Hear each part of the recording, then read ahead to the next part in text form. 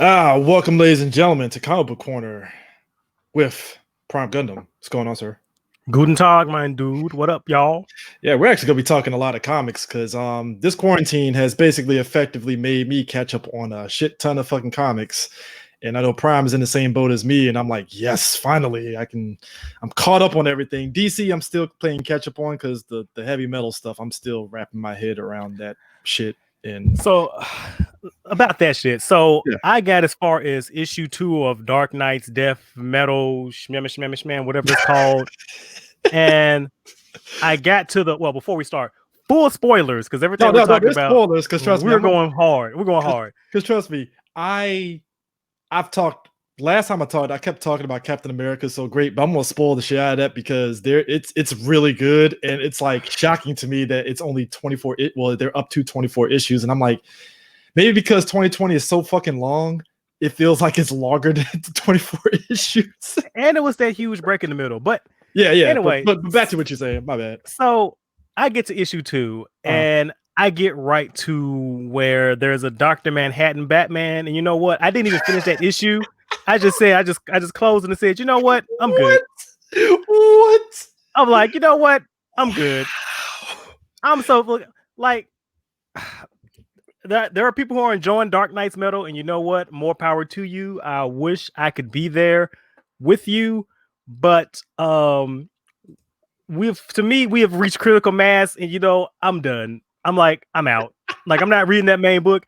I did read the Flash tie-in book they did, and I did read the Multiversity tie-in that they did, and I also think I read one that had zombie Jonah Hex and Harley Quinn doing shmem in it. Okay. But after that, I'm like, you know what? Y'all keep that. I'm good. I'm good. Because after we talked about Doomsday Clock, I was like, all right, we're in this new world of DC, and all right, let's see what happens. And as soon as you said Batman, Dr. Manhattan, I was like, wow, okay. It's funny.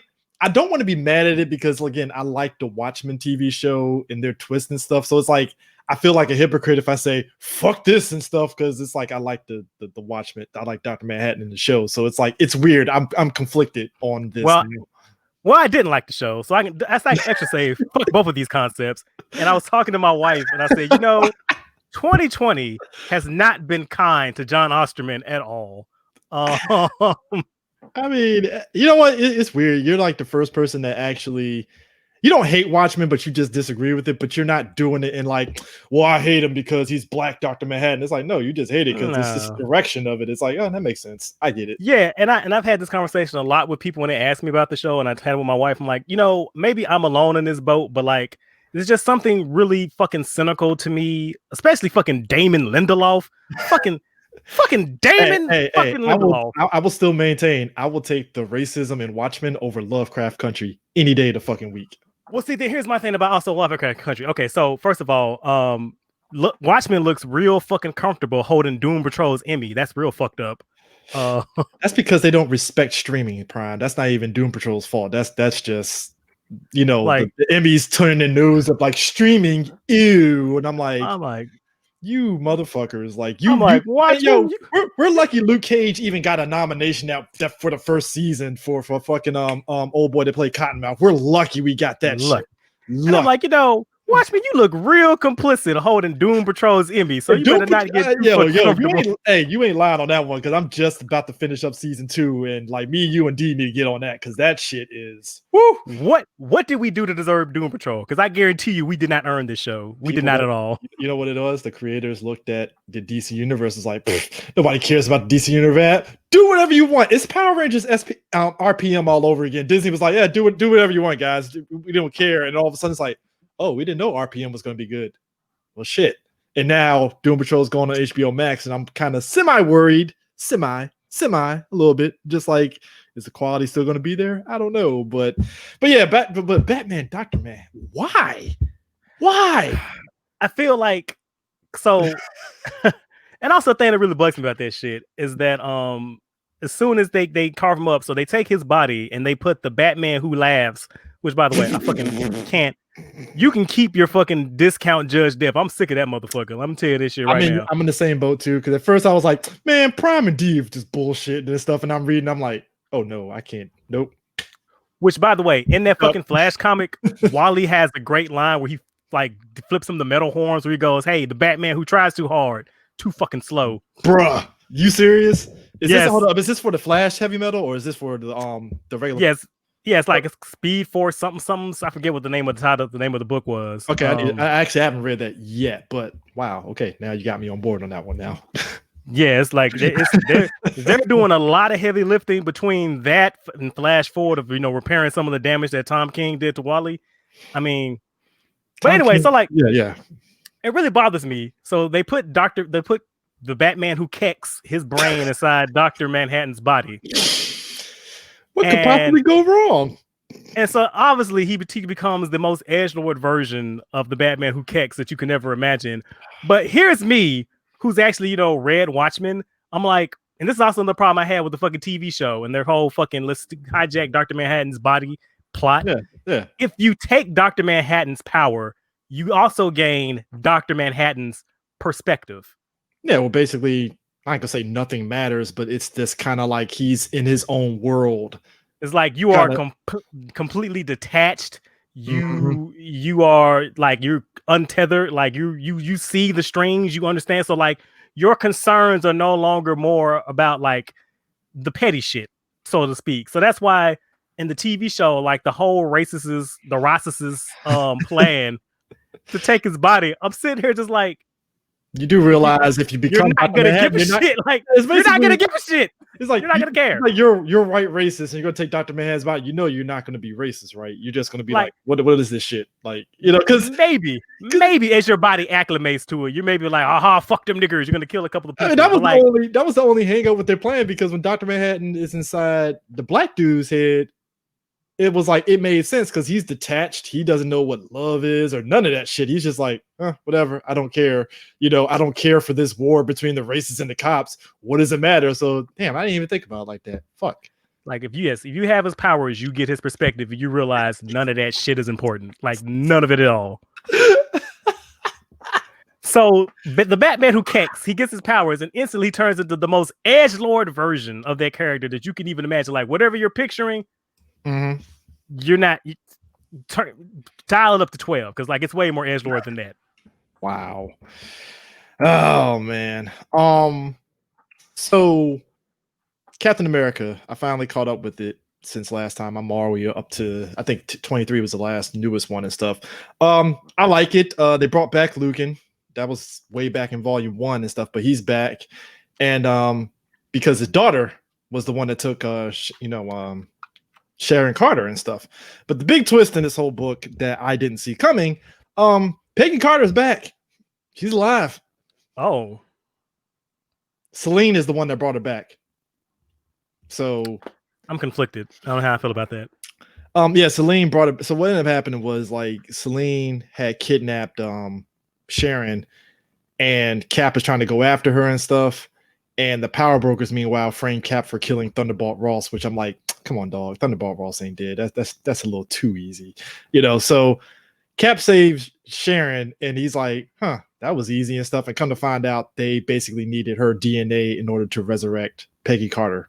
And Peggy Carter is like now leading the new power brokers, which it's interesting a little bit and stuff, but I'm kind of curious on where Selene's going to land at, because X-Men and Krakoa, their whole thing of justice, and Selene, she's immortal, so to speak. It's like, so how are they going to get rid of her? Because she's technically immortal, so you're going to throw her down there with Sabretooth just forever, or where it's going. But Sharon Carter looks young again now, courtesy of Shuri. So that's good. That's nice. Not bad.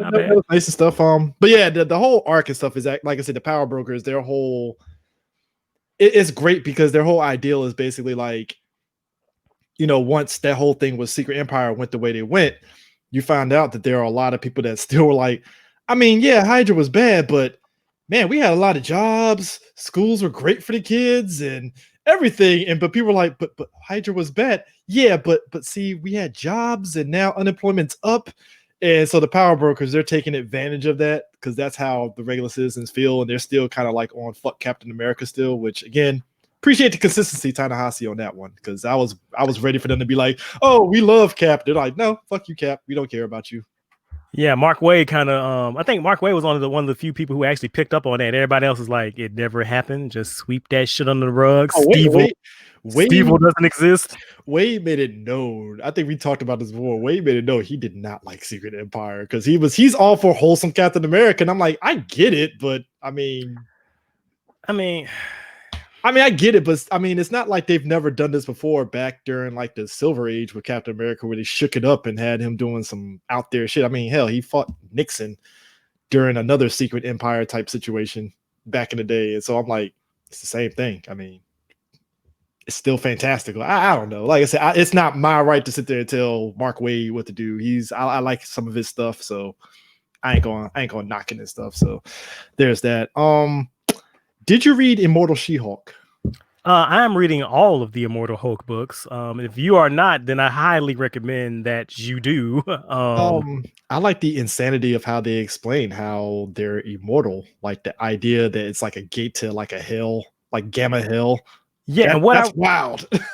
What I really like about that Immortal She-Hulk issue was that it's also it filled in some gaps in between the Immortal Hulk book, because that scene with the Hulk's dad, it picks up after a scene that was in the main Immortal Hulk book when he just met Doc Samson, who had just went to the Gamma Hell. Which, by the way, the most recent issue of that shit, like, you talk about fucking the leader doing a Justice Kikaku face. Like, this motherfucker is like pulling all the strings. My man has been taking over bodies. Man, yo, he's been taking over bodies. Like, look, I always thought Leader was just a gimmicky ass fucking bad guy, right? Like, oh, he has a big brain. Oh, whatever, right? And then it's like I'm reading Immortal Hulk. I'm like, oh, this guy is diabolical as shit. Like, well, see, this is how I always view the Leader, and this is one of the things I think, again, Earth's Mightiest Heroes did really well. Yeah, I forgot about that. Yeah. Like, the Leader is as smart as the Hulk is strong. That's what makes the Leader fucking scary.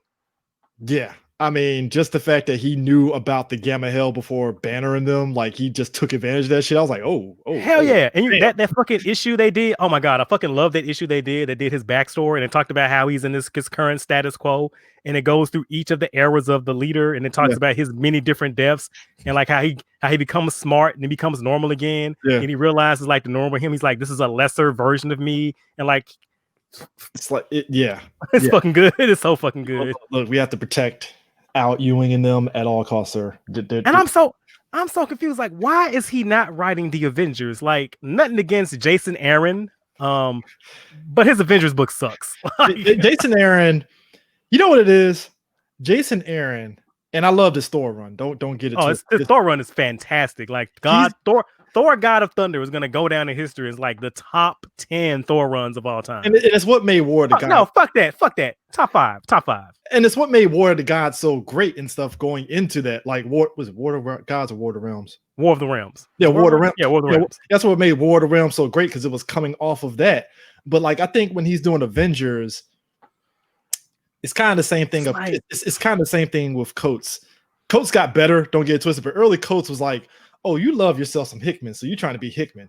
That's what Jason Aaron's doing in Avengers, and I'm like, yo, Jason, like, you're not Hickman, man. I don't think he's being. That's how I get it. Hickman. I think he's being like full on like Jason Aaron. Like, this is Jason Aaron, like, unrestrained. I think this is Jason Aaron unrestrained. That's the thing. I've never seen it. So you have to like, when's the last time he's been unrestrained? What's the last book that he's been unrestrained? Female Thor. Because I think after the success of Thor God of Thunder, and what else was he writing around that time? Like, he was getting all those accolades. And, you know, some of the, like, look, no offense, some of these writers, I love them, but some of them, once they get like a couple of pats on the back, they start thinking they shit don't stink. I'm looking directly at you, Thomas King. Just a side note, folks. I gave up on Strange Avengers. I not to say it's bad. It's just like you said, it's very depressing, and I thought I could handle it, but I was like, man, this is think I'll hold off on that until the trade. I'll just hold off on that. And you know what? I think I tweeted it this week or last week. I was like, I was having a really good day. Then I remembered that Tom King is writing the New Gods movie. Like that's so depressing. Well, he has Ava DuVernay there, so maybe she might off kilter his sadness. Maybe. You think she gives a fuck about the New Gods? You think hey, I'm having hope. All right, I'm put it this way. I'll say this. I think she's one of those people that probably will open up some Kirby New God stuff, but she might air it over to Tom King for all the writing, and she might just be like, "That looks good," and then keep it moving, kind of thing. Which I guarantee you, I think that's why. I think that's what's going to happen. I guarantee you, she's gonna be like, "You're the comic book guy, right? I trust what you say. Please don't, Ava. Please don't. Now, please don't." Fair, Tom King is not to say that this it's not bad because we think Tom King doesn't know the New Gods. No, he knows the New Gods. Oh no, I disagree. He does not. I read his Mr. Miracle. He does not. He does not. I think he does. I think he does, but it's one of those things, like you said, they get the accolades because he got the accolades for the fucking Vision book, which was fucking excellent. And well, I think not just that. I also think his Vision book and his Omega Man, I thought those were good books. It's just that he falls into the same tropes and he keeps doing the same story over and fucking over Mr. Miracle, to me, it worked because that's Mr. Miracle, and that whole idea of him being under the thumb of Darkseid and New Gods and Genesis and all this, it makes sense, right? Adam Strange, I'm kind of in the category of like, when I look at Adam Strange, I think of him as like the space rocketeer. Like I need some very whimsical, like just action adventure shit. Like that's what makes Adam Strange so fucking dope. It's like he's just a space adventurer. Like he goes off on wacky out of the box like space adventures, and he just does like he solves problems with like basic science and shit. Like I say basic science, but like I mean it is basic science. It is. It's like, oh, these aliens, they're susceptible to sodium. We're like it's simple shit like that. Just feel good, wholesome adventures. There is nothing wrong with that. Why do people think there's something wrong with that? We got to go into the psyche of Adam Strange. I'm like, why? Like, why do we like I said again, Mr. Miracle? Sure, go into the psyche of him. Fine. Adam Strange, not really. You don't really need to go into the psyche of Adam Strange. You don't really need that. You don't. And like what I really dislike is that he takes a lot of characters and he just disregards their history because he makes the characters like Tom King. Like I don't give a fuck what anybody says. I will stand on this hill till the day I die till I'm blue in the fucking face. Wally West, that I grew up with reading, would not have done any of that shit that was done in Heroes in Crisis. Like, you cannot, not even a fucking evil doppelganger from universe dimension X would be that so all fucking point. Wally West in that Justice League cartoon wouldn't do any of that shit in the fucking Heroes in Crisis. So, I mean, I would never. And so, like, good writers, they take characters within their existing frameworks and see how they can best fit within the story that they want to tell. Bad writers take characters and just twist them and fit them into how they want to be to tell whatever point they want to cross, with completely disregarding characters' histories, motivations, drives. I can't stand that shit. It makes me so fucking mad. It's freaking ridiculous and stuff. I mean, it just so I caught up on the X-Men with Krakoa and stuff. They're going into X of Swords. I'm in you mean the Tournament of Power arc? Yeah, it's Tournament of Power, basically. So a lot of people were saying, "Oh, X of Swords is 20 issues long," which, yeah, that is like it's tie-ins. That's going to be. It's kind of like, what it reminds me of. It reminds me of Messiah Complex, where they had like all the side books were part of that main book, the narrative kind of thing and stuff. Where it was like, oh, issue 1 was this book, and then issue 2 was X Force, and then that's what it looks like they're doing. Well, to be fair, like we're all memeing because it's the based Hackman. But like what he's doing is not outside of the normal from like most comic book events. It's like you have a main series, you have a bunch of tie-ins. The only difference is like they're just numbering, and hopefully, fingers crossed, like because they're all numbered in sequence, that they're gonna count. It's gonna be the story following, sequential, and not gonna be like this is the main series and these are a bunch of nonsense. Well, that's why I said I think it's gonna be count. But that's why I say I think it's going to be like Messiah Complex, because, like I said, those books were all numbered, but they were different books. Like you had the X Factor book, but it was like issue 4 of Messiah Complex and stuff. So I'm assuming that's what they're going to do, kind of thing. Yeah. So I'm hoping it's like Infinity. So I'm hoping. It's Infinity. I forgot about Infinity too, because I think that's a smart way to do it, because then if you do have side books, it's easy to kind of like, oh, that's a side book. It's not part of Infinity. All right, we'll throw it back, and go Yeah. and So stuff. A lot of people were mad. So Kitty Pryde for the longest time in was it what book was it? Marauders. Marauders, she couldn't go through the portals, and she got killed in Marauders, and she got resurrected, and now she can go through the portals. And a lot of people were mad at the extent of which she was buried because they burned her body. That's what happens with a lot of the mutants and stuff. When they die, they burn the body. Now, Kitty Pryde is Jewish, and a lot of people that are Jewish felt some sort of way about it, which I agree with them for them being pissed. And now, well, see, I didn't hear anything about that. Break it down for me. Like, I knew she had died, and I think I read a couple of pages, or I flipped through the issue with Emma going to get her mind and like trying to figure out why she couldn't get on Krakoa or whatever. And I think I did read the resurrection issue, but I didn't read anything leading up to it or anything after. Yeah, her body got burned and stuff, and a lot of people that were Jewish online were pissed off because it's like, if you're Jewish, your body doesn't get burned like that. And I don't think the writers, a lot of times, I think when writers write these characters, I don't think they purposely want to sit there and fuck up that person's like nationality or their religion in any sort of way when they do these things. But it's one of those things where it's like, well, did you have anybody there to kind of like hold back, like, hold up, Kitty Pryde is Jewish, maybe we shouldn't do that? I don't know. They don't. Like I tell you, like we talked about that thing with Nightcrawler where he was like, I'm gonna go start a mutant religion. Nightcrawler would never. Nightcrawler. It's like, I get the idea. I mean, because the whole conversation between him and Scott was fine, but like you said, yeah, it was a good conversation. Yeah, but once he was like, I think I'm gonna start a mutant religion, I'm like, Nightcrawler. No. Kurt Wagner. Really? Okay. All right. I'm fucking doing the Ron Burgundy tap. I don't believe you. I don't believe you. Which I don't think they haven't really banked on that whole thing of him starting his religion. So that was a plot point that went nowhere. It's like, all right. Hopefully, I'm like, fingers crossed. Hopefully, I just like he was just spitting poetic, and we don't see it later down the line. I hope so. But this Tournament of Power arc in sort of X of Swords. So what are you? I'm calling it. So are you saying X of Swords? Because I've been saying 10 of Swords because it's supposed to be 10 fighters.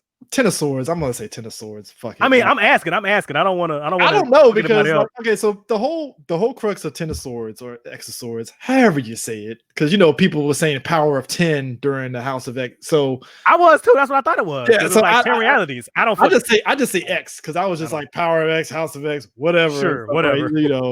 Right? House of 10, Power of 10. I swear to God, I swear to fucking God, if Hickman, we find out when he gets on at the end of this whole Krakoa shit and turns out it's something dealing with 10 special people, I'm gonna be sitting there like, son of a bitch. God damn it. We know Hickman. We know what's going there. Yeah. Like, the only thing I'll say is this. I hope this X of Swords event actually comes out on time. I'm hoping. I pray to God. Well, see, hopefully the beer bug caused enough of the delay where they'd had enough time to, line shit up in the intervening. I mean, I don't have hope that they did. I'm just saying I'm assuming they did. As long as we don't have a Secret Wars situation, that's all I ask. Just don't do that, Hickman. You did a pretty decent job. Well, no, that was Spencer with Secret Empire. I'm tripping. My bad. But as long as you come out on time, Hickman, that's all I ask. Just don't give us a Secret Wars where we get delayed 3 months and shit. And I'm just sitting there like, really? I gotta look at solicits for the next event after this to get spoiled. Like, no, don't do this. Not gonna read it. So you don't want to repeat a Civil War 2? That's what you don't want? Dude, I was stupid enough to look at the Marvel solicits, and stupid me, I'm looking at solicits like, well, fuck, now I know who survives fucking Secret Wars. Goddamn, Miles Morales is in 616 now. Didn't know that was gonna happen. It's like, fuck, never mind. I wasn't mad, but it was just kind of like, okay, fine, whatever. Thanks, Marvel. You could have just let the dude put it out on time, but whatever. What do I know? But go ahead. And that's kind of on brand for Marvel because you remember when they kept delaying Age of Ultron, and when it finally fucking came out. Don't remind me. I spent money on Age of Ultron, and I was pissed that was 8 issues of bullshit that I spent. Now $4.99, dude, $4.99. I spent on 8 issues, and I'm like, This could have been a miniseries that was just separate from all this shit, and I would. That's how they treated that shit. Like it just came out, like nobody paying attention to it. It just came off of. I forgot what event did we? We had just came off of. Oh shit! What was it? Was it the shit with Sin with that fucking was it that? Or was that concurrent? Original Sin was that concurrent with it? No, Original Sin was off the back of something else. Original Sin was off the back of the Thor book at the time, if I remember correctly. Oh shit! What was Age of Ultron? Because Age of Ultron was supposed to come out right around, and they kept delaying it. All I know is, folks, Age of Ultron came out of nowhere just as much as the fucking shit where everybody was where the good guys was evil and the bad guys were good shit. Axis. Was it Axis? Yeah. It came out around the same time as that? It went Age of Ultron. Then we had that little moment where it was like, oh shit, Sam Wilson's Cap. 2 issues later, Axis, he's evil now. And I'm like, whoa, guys, why is it what? Yeah, those were two. Axis and Age of Ultron were very like huge mistakes from Marvel where I'm like, you didn't have to do this, guys. Like you really didn't have to do those events because those events didn't do dick shit for nobody. Do you know how long I was waiting on Age of Ultron? Like they have been teasing like Age of Ultron, like that alternate timeline where Ultron was in control for like years. Only thing we got out of it was Pimtron. That's it. And they fucking wasted time with that bootleg ass Age of Apocalypse ass alternate universe that lasted for like an issue and a half. Bro, I'm like, what was the point? What was the point of that shit? Bro, at least Age of X had a reason. It was like, oh, Legion went nuts. All right, that makes sense. Legion went nuts. Everybody's in this alternate timeline. All right, that's cool. I'm fine with that. That was fine. That was perfect, actually, because that's on brand for Legion. That's what he fucking does. Fine, cool. Age of Ultron. No reason to no point of all. And then Ultron wasn't even in the damn fucking book. Just the bots. That's it. Just the robots. And then not even him himself. Oh, I'm so mad because Hickman also remember that issue of Hickman's Avengers where Cap was like jumping through time and they showed like the future of Ultron was in control and that shit looked dope as fuck. I was like, oh, hold on. Who wrote Age of Ultron? Was it Bendis? Brian fucking Bendis. That was where I was looking at Bendis like, yo, Bendis, you need to stop writing right now. Stop writing. Stop fucking writing. Do not pass go. Do not collect 200. Stop writing right fucking now. Like, just no. But and you remember how Black Panther died in that shit? T'Challa, the king of Wakanda, an actual, basically, essentially a goddamn ninja. Yeah. Going down some stairs. He tripped and hit his neck. Oh, okay. Fuck off, Bendis. You know what? T'Challa getting jumped by Doom and Namor was way better than that shit. And I felt some sort of way about him getting jumped by Doom and Namor, but I get it. I understand. It is what it is and stuff. But yeah, the whole thing with X of Swords is basically that whole in Excalibur. If you've been reading that book, that portal, it led to a world where basically I think what was it God damn it, what the hell is the name of those demons? Anyway, another Alice called Akawa. Yeah, Akawas. So basically, years ago, Apocalypse and his 4 horsemen fought them off and stuff, and he opened a portal to try to get them out. Apocalypse made it through, but his 4 horsemen had to stay behind. They ended up staying behind. Children. Yeah, his children. His 4 children stayed behind, and they built up these 10 towers, basically, to kind of like ward them off and stuff. And when we get to the power of 10, essentially, his children are still alive and still holding off that horde. And essentially, it boils down to this: like Prime said, it's a tournament of power, and they have to find all these swords. One of them being the Muramasa that Logan used on his own son to kill him. That being one of them. Basically, think of any sword that you could think of in the Marvel universe. It's in this book. So they gotta go Dragon Ball hunting. My bad, not Dragon Ball, sword hunting. No, you're right. Dragon Ball hunting. You're right. They gotta find the 10 mythic swords. Got to try 10 mythic swords in order to go back and fight off this horde. But I find it interesting that they had to go to the Krakoa Council for this, and they were like, "Yeah, so first off, I don't know why you didn't tell us about this before Apocalypse, but second off, so I don't think we could spare any bodies to go there because we're going to pretty much be defenseless if we do give you our heavy hitters." And I'm like, which, by the way, shout out to Apocalypse who came into that quiet council with big dick swinging energy, where it's like, yeah, I did it. It's like, you established a gate, yeah, I did it, and I'll do it fucking again. What you gonna do about it? I mean, this is a guy that him. I'm sorry. I know this is like 6 issues back. I still laugh at when him, Magneto, and Xavier rolled up to the fucking UN in fucking 3-piece suits. I know, right? The fucking first of all, the balls on Charles Xavier to roll up to the UN with 2 known terrorists to make demands. Like, really, Two known terrorists and 2 assassins as his bodyguards, by the way. I'm like, okay. Because he had Gorgon and Wolverine there. Like, yeah, I need you guys to kind of watch and see what happens. Which, by the way, they already knew because Gorgon whooped the fucking UN's bodyguards' ass because they knew they were going to be like, "Oh, you tried to kill us? All right, cool. We are prepared for that." So that's what's up. I was like, I hate to be this guy. I hate to be that guy. But like, real talk though, Xavier on some real supervillain shit, man. Like, did you read X-Men Fantastic Four? I kind of was like siding with Xavier for a hot second. I ain't gonna lie. I was kind of look. First of all, I think everybody in that book was full of shit. Like, first of all, Reed, you in the fucking wrong for doing that shit to your son, and Charles, you in the fucking wrong for trying to come and kidnap his goddamn son. It's like, I don't give a fuck what you say. That's a kidnapping. You trying to kidnap that man. Let's be real. He flexed that shit issue 1 anyway. Like, yeah, your boy is a mutant, right? So we're gonna have to take him, right? Because it went from, hey Franklin, whenever you feel like it, you can come to Krakoa, you can come over here, cool. Then every issue after that, it was just escalation of like, come on, man, just come. We're just gonna go ahead and take a kid, just do that, and we'll be fine. But yeah, I was kind of on a little bit of a villain agenda with Charles for a second. I'm like, I kind of believe Charles. I'm on the side a little bit. See what happens and stuff. But the X-Men Fantastic Four book was actually good though. I will hold on. Really fucking good. Like Doom was like, that's like some of the best Doom has been in a long ass while, and that's including his fucking solo book that's kind of just doing this shit right here. Running in circles. Like, just Doom, just like, what's Doom gonna wake up to do today? I guess I'll eat some Cheerios and just do some shit. Fine. All right, cool. I know. But what got me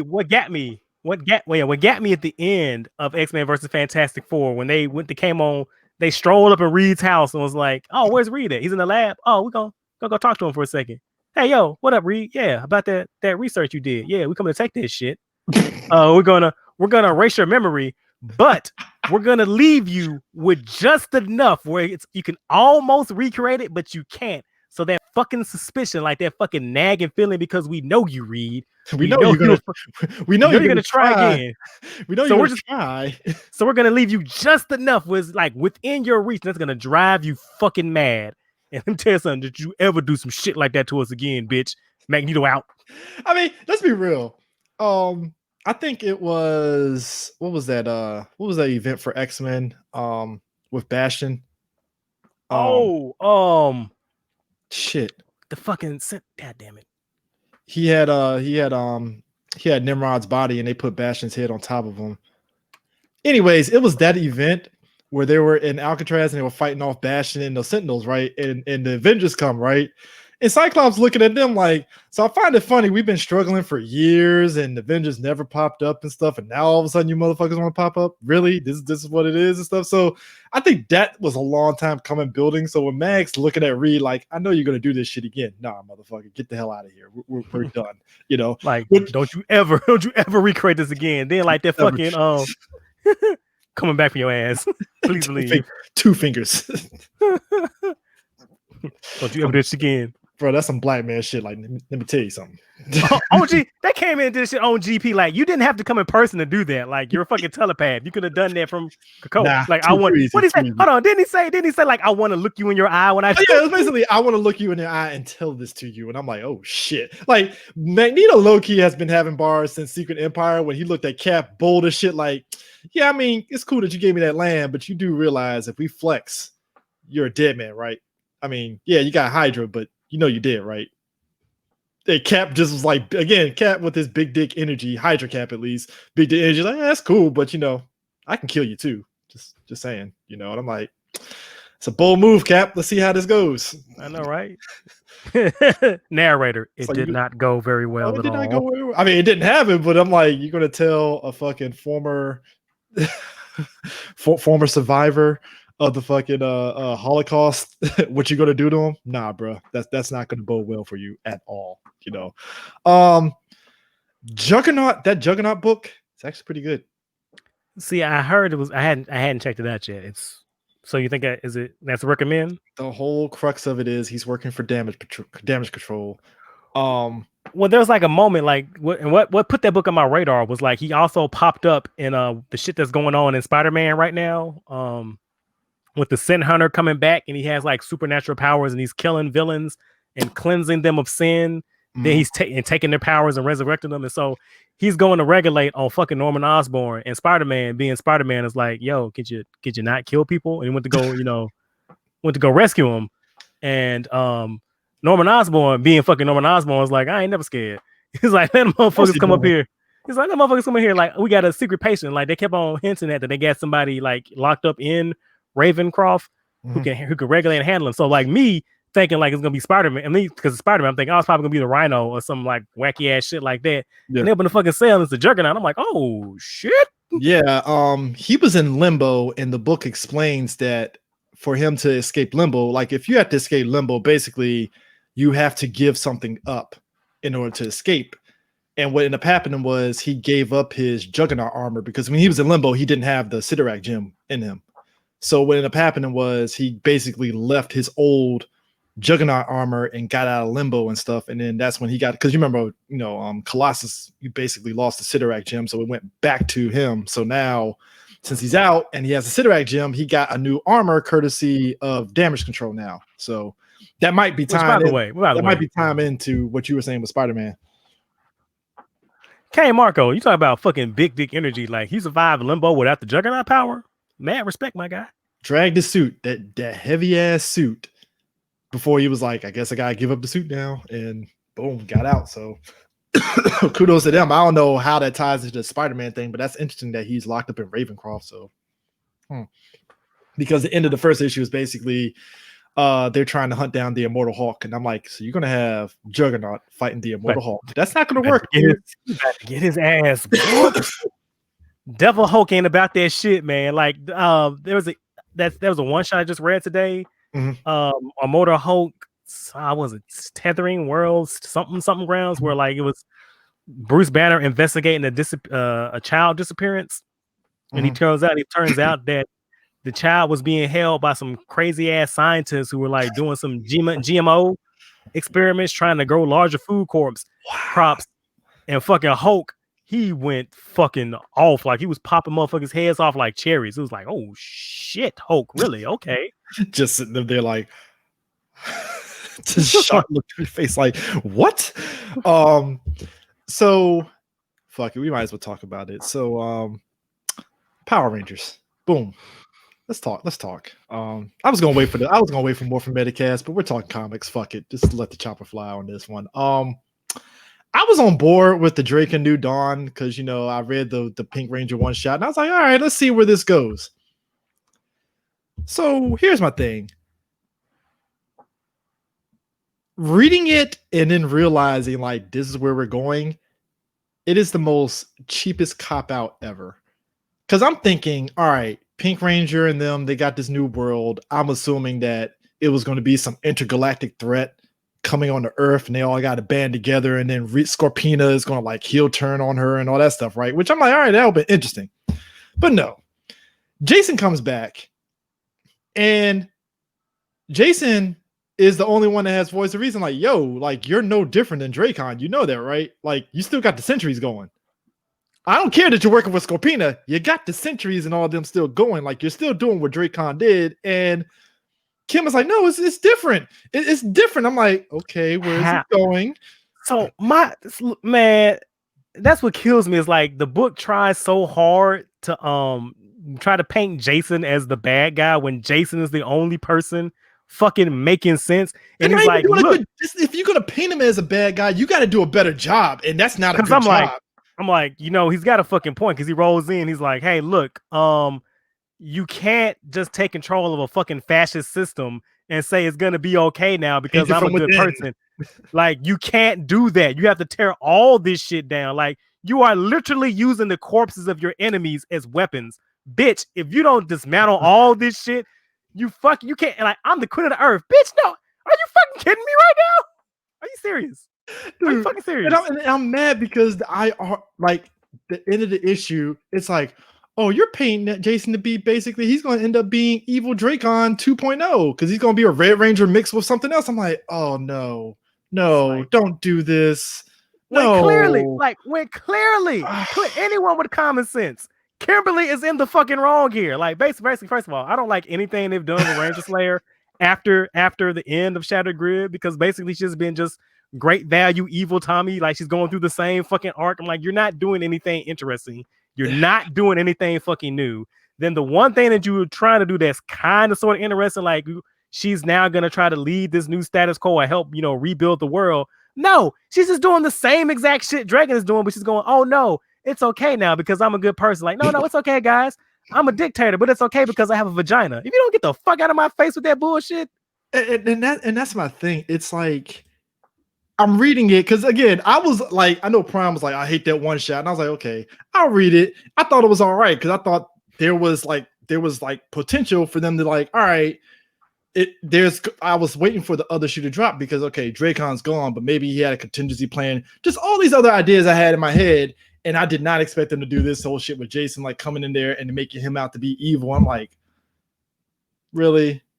And it's not even the like, oh well, the bad guy has a point. No, Jason is the one that's right here. Like, he was just quote unquote killed by Dracon. I think he knows what's up. Like, I'm just saying, like, it's like, look, you can't subjugate these people. Like, what you are doing, Kimberly, is wrong.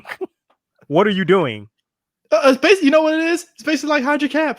This is Hydra ruling over everybody, and yeah, cool. You got everybody jobs, but you're still evil. You're still subjugating people. Like, what are we doing here? I'm like, oh, okay, Khaleesi. Let's see how this works out for you. Oh, I already predicted Jason is going to somehow get through to Kimberly, and they're going to dismantle everything, and Scorpion is going to take over or some shit. And I'm like, all right. Stuff. You have more faith than me. I'd have I'm not reading it. No, I'm not reading it. Me and that company, like, hey, I'm just waiting for the fucking Time Force book, and that's it. I hate to break it to you, but I had some insiders. They told me. Don't tell me this, please. So the only question that was asked was like, is it better than a Psycho's Path? And the answer was just no. Am I gonna have to, are we gonna have to kind of do it for the people and read it and just to give them the bad news or what? Because I'm not giving them my money. I'm not. I'm sorry. Like, I'm looking at it like, do I wait for the price to drop and then buy it?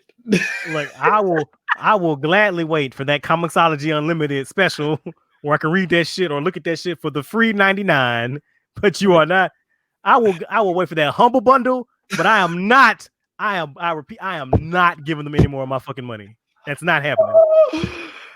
Oh, not one red cent, bro. You know what, man?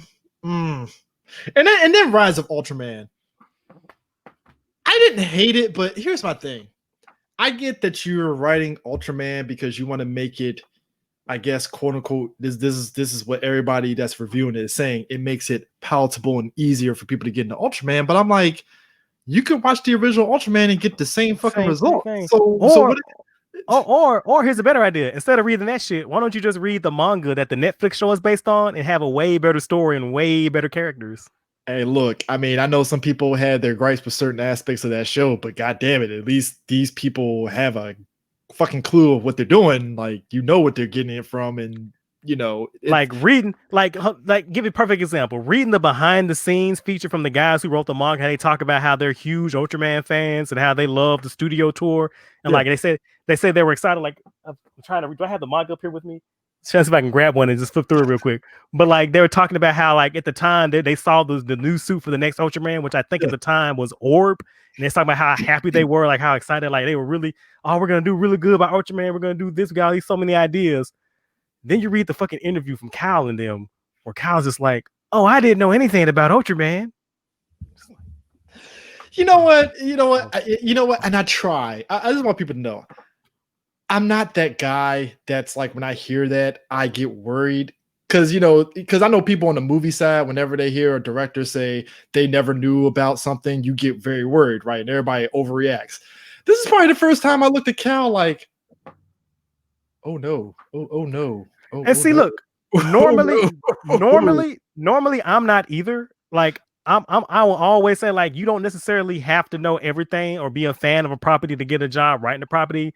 Like, I think the only qualification is that you be a good writer or you have a really interesting I mean, idea. that's Preferably you have both. I mean, that's why that 2017 Power Ranger movie is so 50-50, because you get the director was trying to do some character studies for it, but it's like you said, hey, cool, the characters are great. Throw the motherfuckers in some suits and have them punching people. Something like you gotta have a like balance 50-50 both. balance. So Gotta have yeah, it. you Gotta have gotta both. keep the balance. And like this Ultraman book, it's like, okay, but I don't know if I want to read the next issue. I don't And know. look. Like, I'm not gonna sit here and just like, oh, I know everything about Ultraman. I'm an Ultraman expert. Like, I know You're more of an I'm Ultraman expert than I am. So let's I'm just a put that right there. This is put it right there. You're more of an expert than I am, and I know some stuff about Ultraman, but you know way more. You're probably more of an encyclopedia than I am. So I mean, I appreciate that. I'm That just saying, like look, I'm reading the manga for Ultraman right now, so and that's saying a lot. So that's why I aired to you, like, hey, is this book? How do you? That's why I asked you that question, like, so Prime, how do you feel about Rise of Ultraman? He was like, yeah, it's bad, man. I was like, okay, it's so bad. It's so bad. And what got me is like, I get that you're doing a new thing, and I get that you want to, again, participate on like, it. yeah, and like I said, but like I was trying to say beforehand, like, you don't necessarily have to know everything about something to be a property. Like I always say, like, the people who did shit like G Gundam, or who did Go Busters, there were people who traditionally didn't work with those particular franchises, and look what we got out of that. That's because they actually like learned and cared and studied. Like, I guarantee you, this writing team, if they know anything about Ultraman at all, I guarantee they like watch maybe one episode or two episodes on fucking Tubi, and they just skimmed the Wikipedia and was like, oh, I'm gonna do my thing because I know what's best. Like, and just get the whole fucking themes and the whole fucking core. Like, and then the twist that they're gonna do, like, it's so fucking telegraphed, and it's so like, what gets me about the series overall is like this horrible ass like North American fucking cynicism, like just seeped in fucking like they turn like the Earth Defense. Like, it's clear that the Earth Defense team or the organization is like fucking corrupt and it's rotted out. Like, that's fucking obvious. Like but that's like, that is so antithetical to everything that's Ultraman. And like it makes me so fucking angry, as well as how they're treating Shin. What they did to Ultra 7 in the fucking opening, and then to put the cherry on fucking top, to just to make sure that I'm just gonna be as mad as fucking possible reading this shit. It has a tie-in or a backup story that they call Ultra Q. It's like, Ultra Q in name on. It's like, well, Ultra Q came for Ultraman, and so like in the story, you remember Ultra Q, the show we talked about it on more. Yeah. Definitely listen to that. It's high concept sci-fi, just about people, battling monsters. But in the Ultra Q show, how they battled the monsters was they either came up with a scientific solution or they negotiated peace. They try to find, peaceful solutions of handling the monsters. That's all within reason. The fucking Marvel Comics Ultra Q, what they turned that shit into is strong independent female character number 5752 with bungling sidekick fighting monsters with laser swords. And that was at that moment I was the ultimate ultra.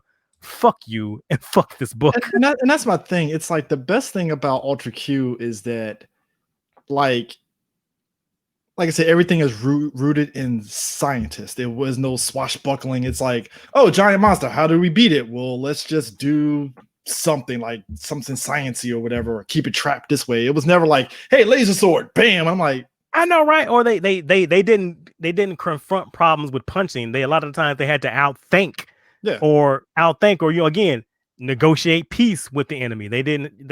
That was the core of Ultra Q, was about human intelligence and ingenuity over fucking brute force. And then we got Ultraman, and that's when you got the superhero coming down and brute force, which, I mean, who doesn't like that? But yeah, the book, and just, it's like, it just feels like it feels like the book is doing too much, and it doesn't need to do too much.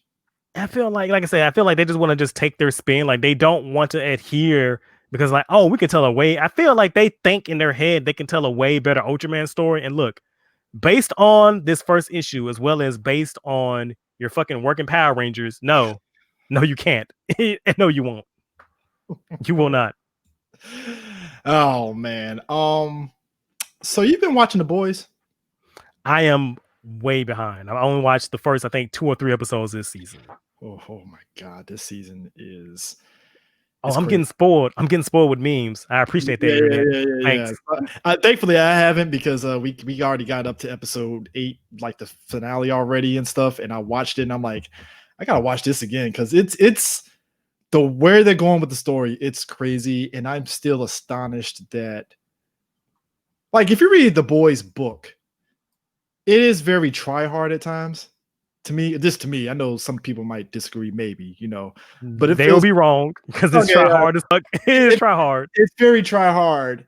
And what I appreciate about the show, yeah, you'll have your moments where they do some out there shit. Because episode 7, Jesus fucking Christ, like it is like insane.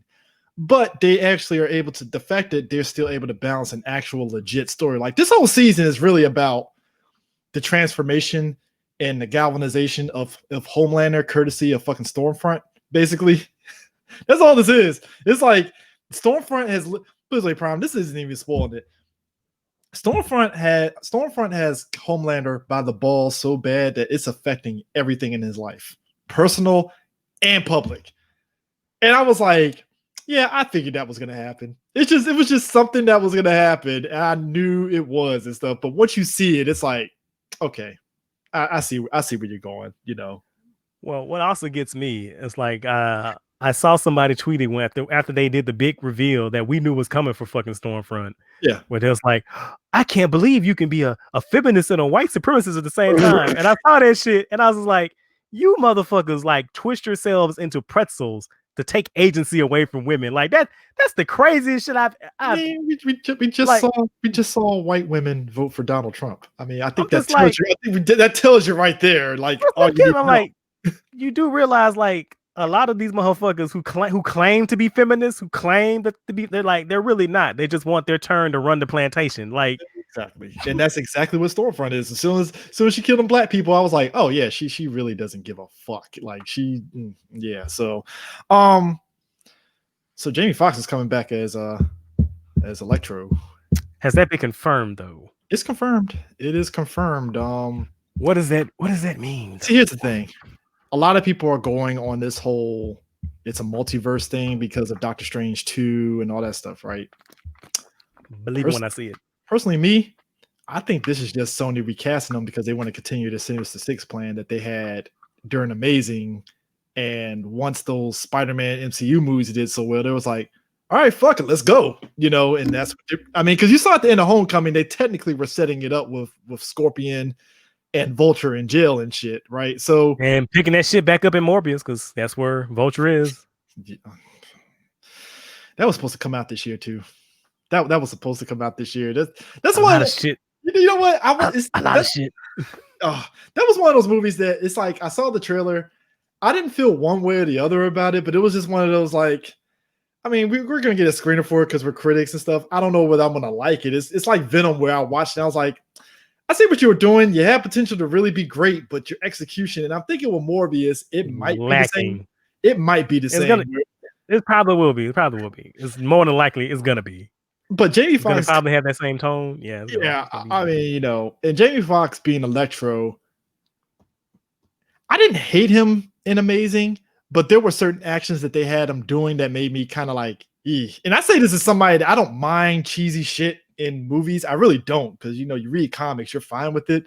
But like the little things that everybody was harping on, like, so you get electric powers and it fix your teeth. Okay, fine. All right. And it's just a certain things that they had him doing, like the doctor torturing. Hold on. That still trips me out. People hark on that, but y'all don't say shit about spider abs. Okay, cool. Look, hey, Prime, it was Spider-Man 1. It was Sam Raimi. Apparently, you get bit by a spider, bam, 8-pack. I'm like, what the fuck? You fucking swole? You got some tips? What the fuck was that? Was the spider drinking protein milk? What the fuck? Just swole. Dude, I still love that meme where it was like, May, call the cops because the pythons are in town. I'm like, bruh.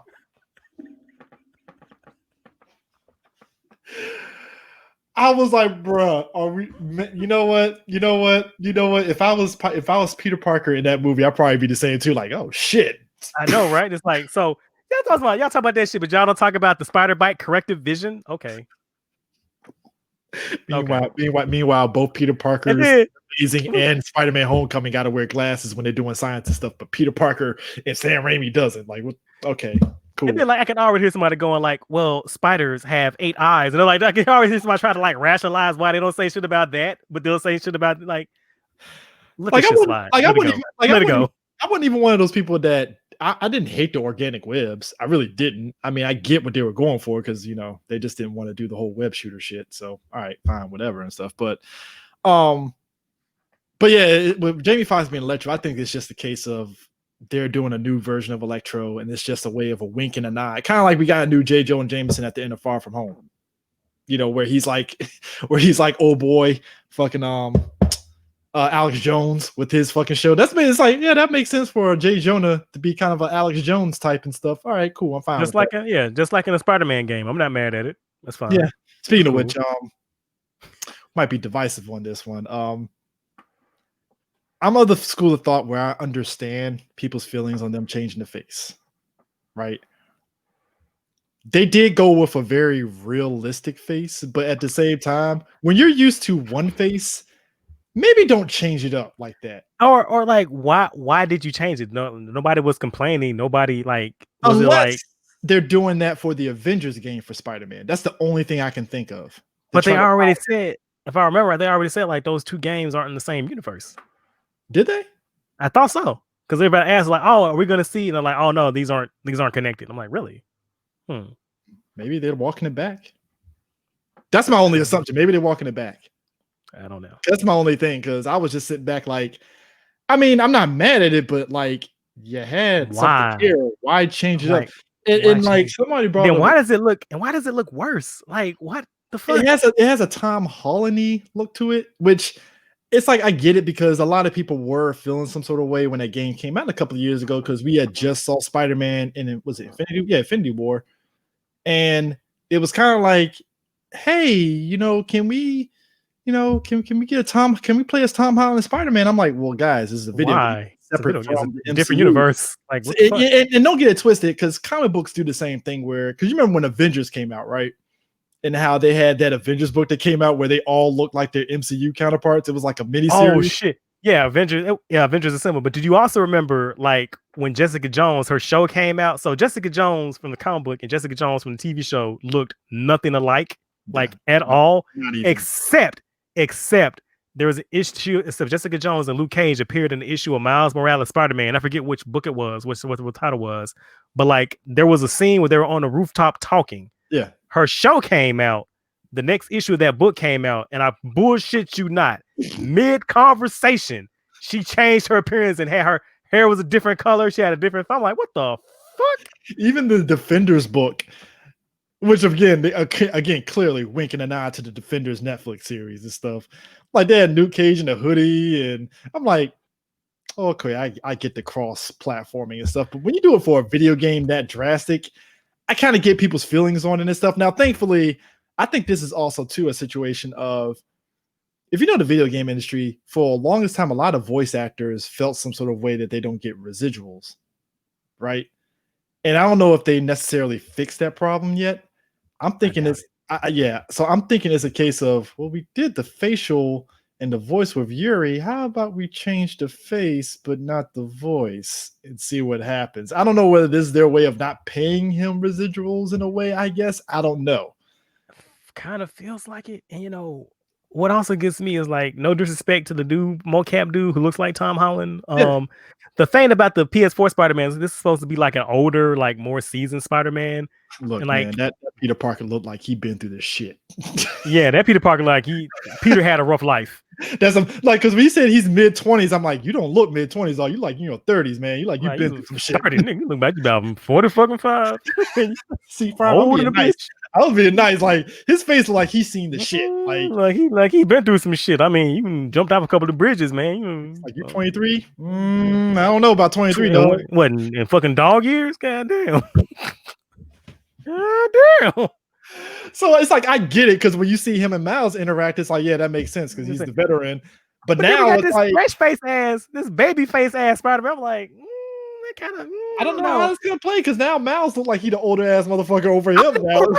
Oh, there's some people are like, well, you know, Tom Holland is 24. Yeah, he's age 24, but that motherfucker look like he's 17. Like, get the fuck That nigga look Get like the fuck out of here. I saw that movie that came out on Netflix and stuff. Was it with God Forgives or some shit like that? Look, he might got the fucking scraggly mustache and goatee look and shit, but he still looks 17 in that when he's fucking about to kill Batman in that movie. I'm like, all right. You still look like you 17. I don't care where you got the mustache and beard or not. Whatever, you know. Some motherfuckers just baby face. There's nothing wrong with that. Just some motherfuckers just look young. Hey, look, I still get carded. I figure I got at least 2 years before all of a sudden, nah, nigga, you over 21. And I'm like, all right, cool. I know, right? That shit still trips me out. I'm like, really? Really, dog? It's like, I'll take it until I get gray in my hair. Then they'll clearly know, which, knock on wood, I don't have no gray yet. We'll see. Oh, really? I'm trying my damnedest to get that damn Reed Richards going on. I want it so bad. You know what? Let me ask you this, man. I'm going off tangent for a second. I am semi-mad that now all of a sudden women are like, oh, you got a little gray on your head. Ooh, that. I'm like, I mean, granted, we saw that growing up with Richard Gere and all them, right? But it's like, that's it. I mean, we can have a psychological debate, but we can't have a psychological debate. But I'm just like, might be daddy issues. See, I don't want to say that. But I was just sitting there like, so y'all guys you forget. I work in a school. That's right. You do. You have been posting your what's been happening and stuff. But like, girls really look wild. It's like these girls like the Reed Richards look, huh? Sure you do. Well, you know, sure you do. Speaking of which, I just want to put this out there. I don't hate the Snyder Cut. Don't get it twisted. I'm curious, just like anybody else, right?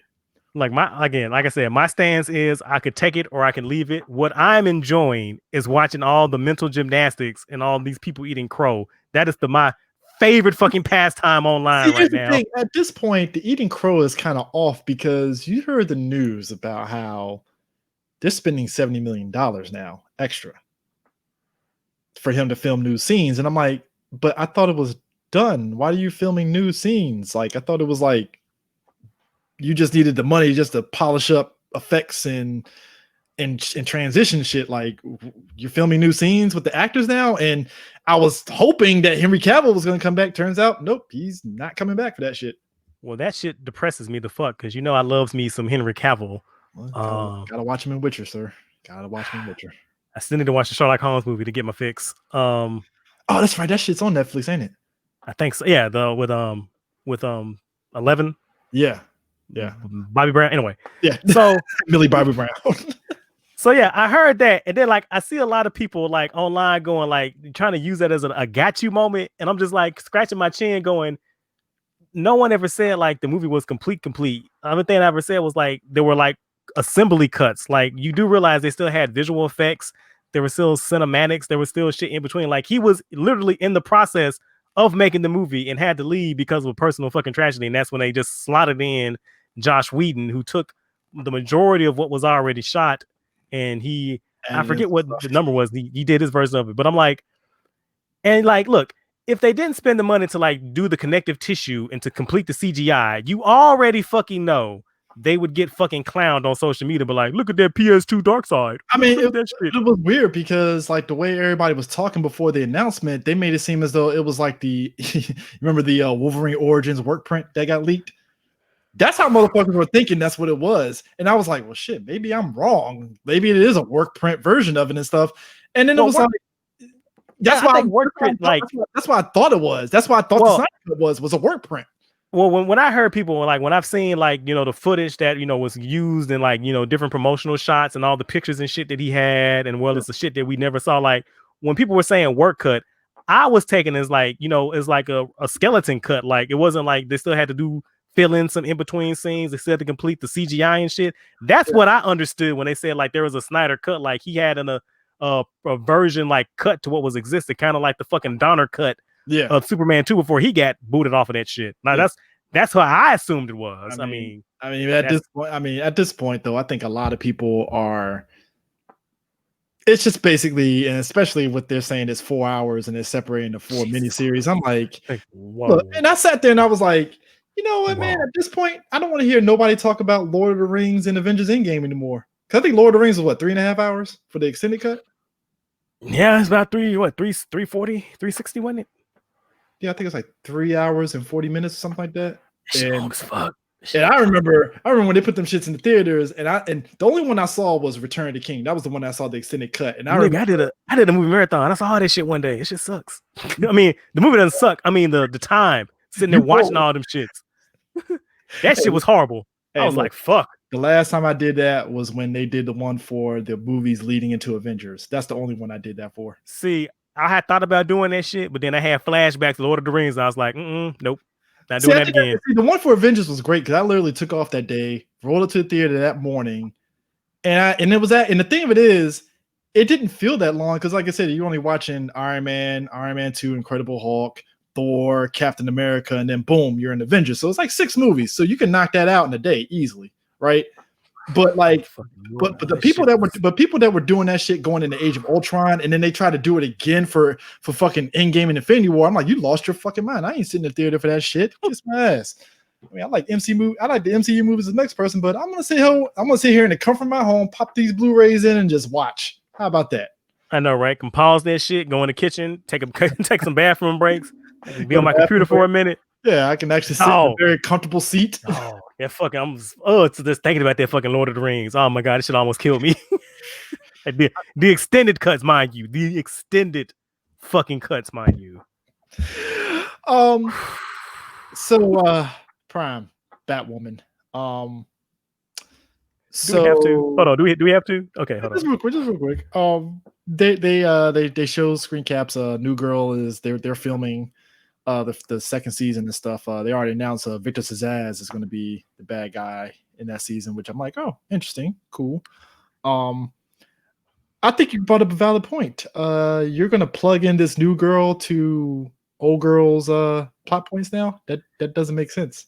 I'm like, you're not doing a ground up reset. You're just taking out Kate and putting in this black woman. Like, so you're like, what kills me is like Kate was already the replacement. Like she already hopped in and took all of Bruce's shit.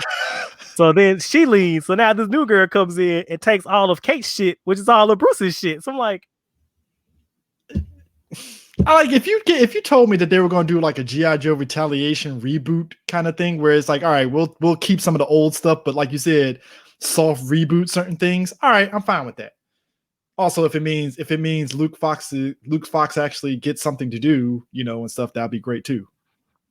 Because it's a goddamn shame because that man is swole. That man cut. I mean, look. I saw him in the first season. I'm just sitting there like, oh, you're gonna miss a terrific him, aren't you? Yep. Yeah. That's what they do with black men on the CW. They turn him into fucking Mr. Mundane, Mr. Mediocre. Unless you Diggle. That's the only one. Unless you Diggle or Joe West.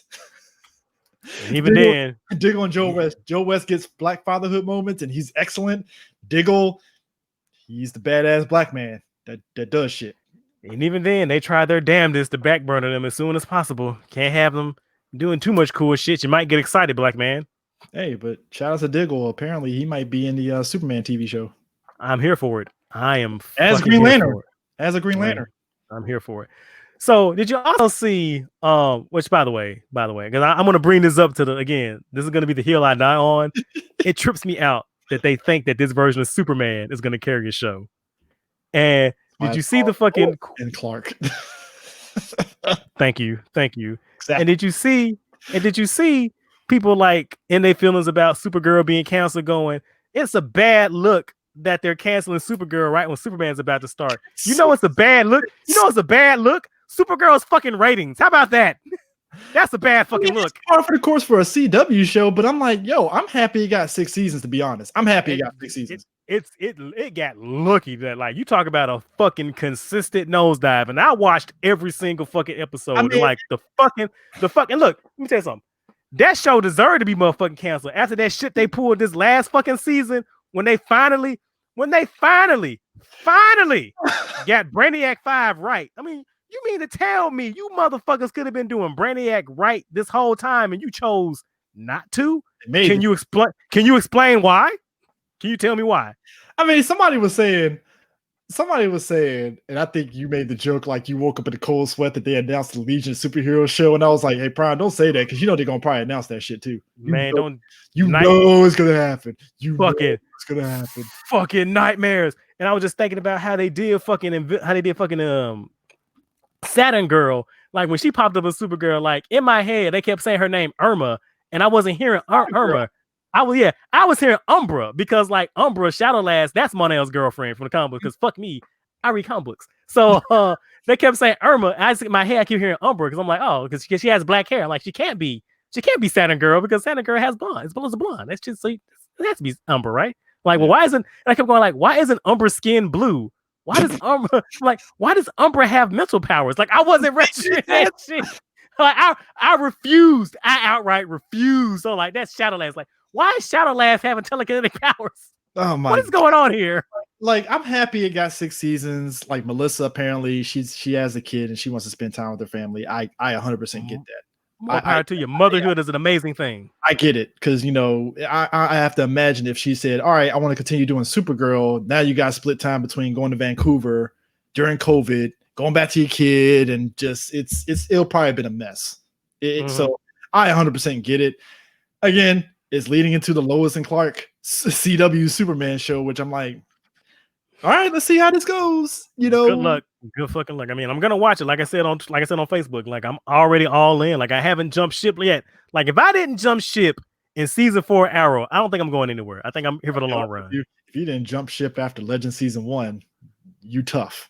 I'm like, I'm here for the long run, baby. Hey, look, I mean, hey, look. When people said that they left CW after Legend season 1, I understood because them Hawks. I'm like, the Hawks drug it down a little bit, and I was like, don't put this show on Hawks. It wasn't all them. That was a collaborative effort of shit. Like that was teamwork, baby. That was teamwork. Everybody contributed. Everybody contributed to that shit. True. But hey, it picked up in the second season. So like I said, I'm all for Batwoman, and I appreciate the fact that they actually are going to evolve her suit to where she gets out of that red wig, even though she does look a little nice in the red wig. But you know, I hope not. Like I hope unless they try to like modify it to work for her character. I think that's what they're saying. It's going to modify to work for her character and stuff. So I was like, all right, that's cool. Because I mean, you don't want to be like Kate Bishop 2.9. I said Kate Bishop. Wow. God damn. Well, you could be right. It could be a Freudian slip. You could be seeing something that we're not seeing. It could be a connection. I don't know. I mean, but well, see, also knock on wood, because like what's her name? Ryan Ward or whatever. Like, I'm still, again, this is gonna be my third hill this episode to die on. Her mom is Catwoman. That's Helena Wayne. Please. I hope I'm begging you. Look, I'm begging. Prime, I'm on my knees. If they make her Catwoman's daughter, that means Catwoman is black, and motherfuckers will be mad, and I'll be for it. Like, yes. I'm like, look, if y'all ain't mad about Eartha Kitt, if y'all ain't mad about DC superhero girls, you need to shut the fuck up. Hey, look, if they my do that, Catwoman is black. Look, you ain't mad about Zoe and the Batman. Look, it happens. Catwoman can be black sometimes. Hold up. Did we talk about that Batman trailer? Did we talk about? Well, I know we made a couple of jokes. No, it might have been something else. But I'll say this though. Number one, I like that the Batman movie is set in Batman Earth 1, because that's clearly where their inspiration is going. Because that Riddler is literally like the second volume of Batman Earth 1, like through and through. So I appreciate that. It looks like they're combining both volumes 1 and 2 for this movie. That's what it looks like. So I'm like, all right, movie, I'm curious on what you're doing. You know, you got Batman beating the shit out of dude. Like, who the hell are you? Bit. I'm like, oh shit. All right, you got it, man. Can I say again? I just love that from now on, every live action Batman has to do Arkham takedowns. I'm here for it. I'm fucking here for it, man. This is the world I want.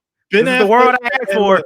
The only thing I will give Snyder is this: he made Batman have hands. That is the bar right there. You have to keep that up. I know, right? From now on, everybody like, I want to make a Batman movie. Come into this room. What's going on? You're gonna watch this scene. If your Batman's not doing none of this shit, you can keep it. You can fucking keep it because we don't want it. As soon as they put that trailer and it's all Batman beat the dude, I was like, well, there you go. This director knows what's up. And look, you know me, like I'm kind of over, grounded, greedy Batman. And even the trailer got me kind of going like, okay then. Okay. All right. Hey, look, Colin Farrell is Penguin. I was like, that's Colin Farrell? I know, right? Shit. All right. Did you gain weight for this role, sir? All right. Shit. Hey, look, if he did what fucking what's his face to pay Batman in the Nolan movies, Nolan, Bale.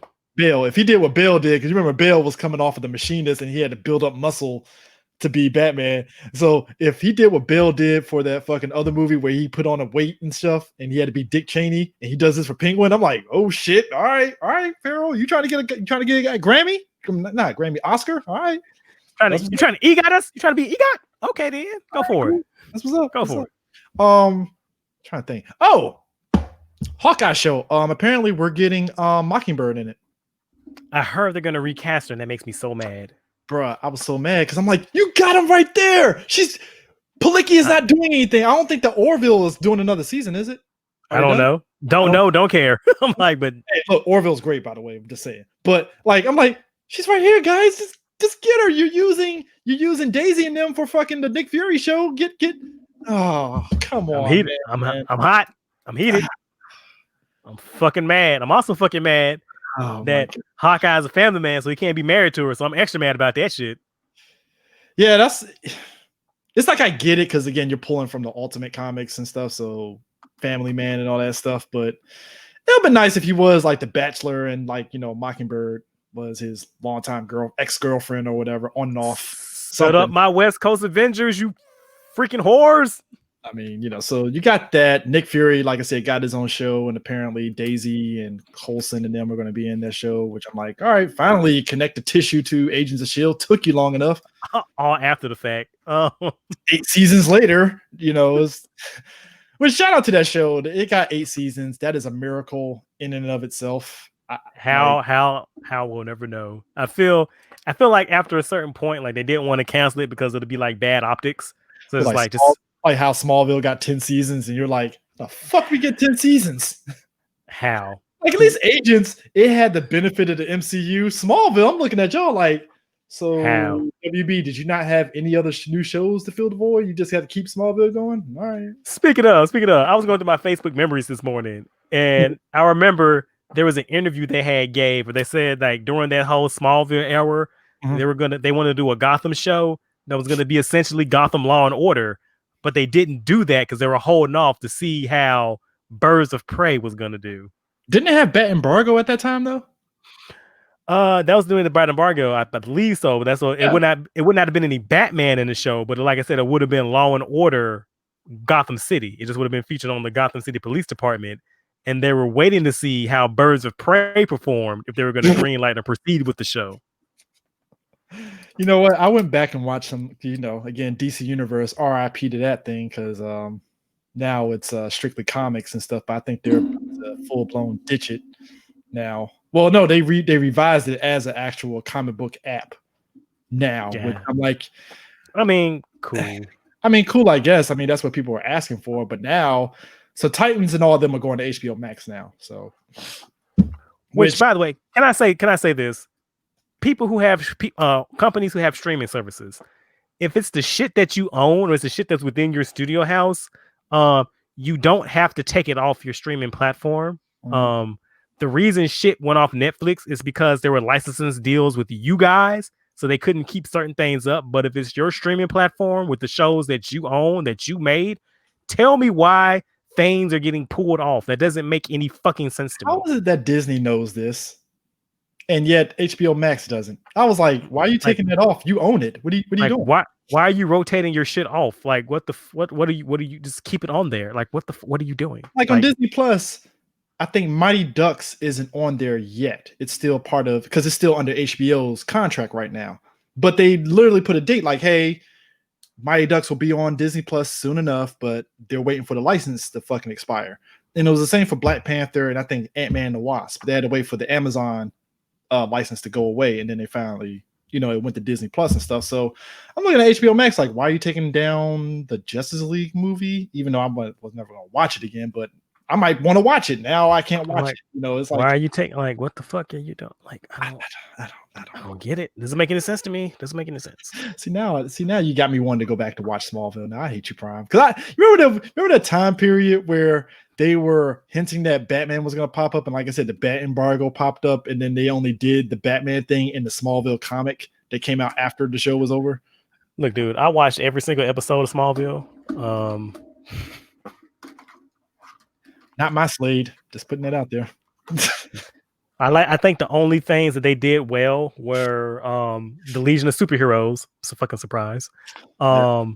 Booster Gold, they did pretty well. Yeah. Did them pretty fucking base. Blue Beetle. I actually didn't mind Hulk Doomsday. Like I thought that was an interesting take. Martian Manhunter was interesting. Well, yeah. Their cyborg was interesting. Like I think most of the Justice League they did was pretty interesting, and I also like how every time we saw Black Canary, she looked more and more like comic book Black Canary. Like it was like a slow transformation. Yeah, I thought that was pretty fucking cool. That was a moment where the interwebs at that time went ape shit when they did the Justice League in Smallville. Like, oh shit! Do you remember that shit? Do you remember how hype motherfuckers were? Look, man, that Aquaman that was interesting. That was supposed to get his own show, which, funny enough, the pilot is still up on the DC Universe app.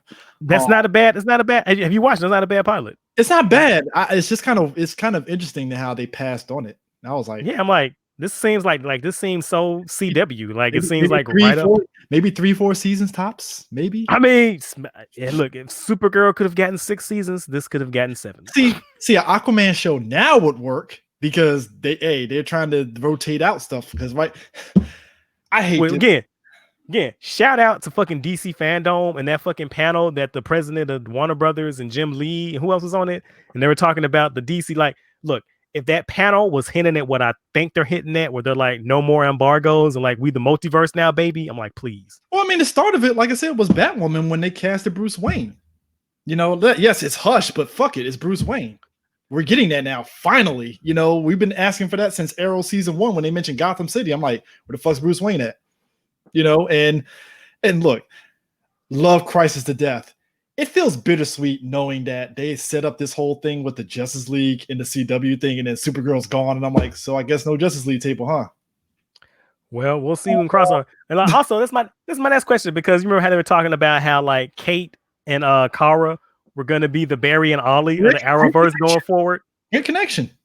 Not anymore. Not anymore. Supposedly Batwoman's gonna pop up in the Superman show, and I'm like, what, she gonna fight Superman? Like, I'm like, is she still gonna pop up now? And so then I'm like, so okay, so that means you lost Kara and Kate. They can't be the backbone now. Ooh, I think I know what they're gonna do. Ooh. They might cross her over with Black Lightning. We get legit like an outsiders group. See, I was gonna say that next. Like, so since they're gone, so does that mean like Jefferson and Barry, they're gonna be the backbone now? Please. I mean, look, Black Lightning has just come off season 2, which again, we gotta finish that recap for that season. And Stargirl, because dear God, we've been slacking. I'm just like Stargirl. Stargirl, it's great. I like Stargirl. It's good. It's a good show. Bruh. They're really gonna make the Shade like the greatest shit ever. Oh, if they do the Shade like 25% as cool as James Robinson wrote the Shade, it's gonna be dope. Like, it ain't gotta be full on James. Like just 25% as cool as James Robinson did. Look, 25%. This is why D. This is why D likes me and how I love like the C and the D and the B tier villains and stuff, because I'm excited. Are you excited for the Suicide Squad movie that James Gunn is doing? I'm kind of apprehensive. Like the only thing I'm not all happy about is like I'm not excited to see Captain Boomerang die. Like I'm gonna be like, as soon as he died, I'm gonna cry. I'm gonna be bawling, and I'm like, no. Were you like me? Were you like me when you lost your shit seeing fucking Peacemaker in the fucking outfit? I was like, whoa, you oh shit. Congrats. I'm also shocked that RoboCop decided to come back. I'm like, that's pretty cool. It took them how many movies, and they finally got Harley Quinn looking pretty fucking dope. I dig that. An actual suit with yeah, that like James Gunn is the perfect person, because he's like, yo, we're gonna have fun with this shit. We're gonna go all out. I'm still mad. No Kite Man. What the fuck, show? What the fuck, James? No Kite Man? We'll see. Hey, but I hope they get the guy that voices King Shark in the Harley Quinn show to voice King Shark in this movie. I will fucking laugh. I still need to watch that show. They got fucking Rob Funches voicing fucking King Shark. That shit is fucking hilarious. It's like, howdy, guys. Oh my God, Harley Quinn. I did not realize that show was going to be as funny, but that first season, the second season is just as funny, man. It's just, dude, they made fucking Clayface like this Shakespearean actor, and it's just perfect for that character. It just works out. It just, oh god, that show is so great. I'm gonna check this shit out then. Oh, so I know we talked a little bit earlier. Let's try to talk a little bit about Tom King and how he writes and whatever. So, James Tynion the fourth, he picked up Batman after the wake of Tom King. Have you been reading any of his run? I have it on the back burner. I need to watch. You need to read it. You need to read it immediately. You need to start and just go. Okay. Like I'll start after this. Like if it's going the trajectory that it's going now, it's gonna go down as one of the best Batman runs. Like, ever. And you know how everybody is love Tom King's run of Batman, so that's saying a lot. Nah. This is actual Batman. This isn't Tom King as Batman. This is Batman being Batman. Love how you specify that Tom King as Batman. Yeah, it's Tom King as Batman. It's not the same thing. It's not the same thing. Actually, funny enough, that's a good segue. Tom King. That WandaVision TV show is very Tom King visionish. A lot. They're taking inspiration from it. I hope that's all. They're just taking inspiration. No depressing like Vision is very sad, and he's doing sad Hulk music. I know, right? Like, isn't life strange? Isn't being alive a chore? Fuck off. First off, Tom King. First off, you said Life Strange. That is a very depressing ass video game series. Life is Strange. Holy shit, man. Which hold on, by the way, the internet shit. So I'm like, hold on. That fucking moral choice. If you don't miss me with that bullshit, I'm like, get the fuck out of here. And then what gets me is that apparently the wrong choice is the canon choice. I'm like, really? I hate when I hate when they tell you that after you beat the game, thinking that you did something so great, and it's like, oh yeah, you chose the wrong choice. It was really the bad choice. I was like, you son of a bitch, I hate you. Really? So you mean to tell me because of my lady boner, I'm gonna literally kill thousands of people? Fuck off. Fuck, dude. That is some incel shit right there. Like, yes, basically, it's like, oh well, I mean, I never really liked those people anyway. Fuck off, you selfish cow. This shit made me so mad, man. When I found that out, and it's like, oh, well, it turns out the canon ending is the one where you choose to save the. I'm like, really? That's the canon ending? Really? God. Fucking for real? Okay. Oh my god, man. But like that WandaVision show looks like it's going to be great. They're definitely going to be delving into a lot of magic in that show. I'm fucking here for, because those fucking movies, they're playing core like, no, it's not magic, it's telekinesis. Ooh. So Doctor Strange came in and was like, nah, this shit's magic. I mean, it's sciencey a little bit, but it's magic. I know, right? They're like, what the fuck is up with these non-creative ass people? Like, oh no, Thor isn't magic. He's just an alien with advanced science. Fuck off. As soon as in Infinity War, he got onto that planet where he had to make that hammer. I'm like, this shit's fucking magic. Get the hell out of here. Come on, it's like, magic. Y'all don't miss me with.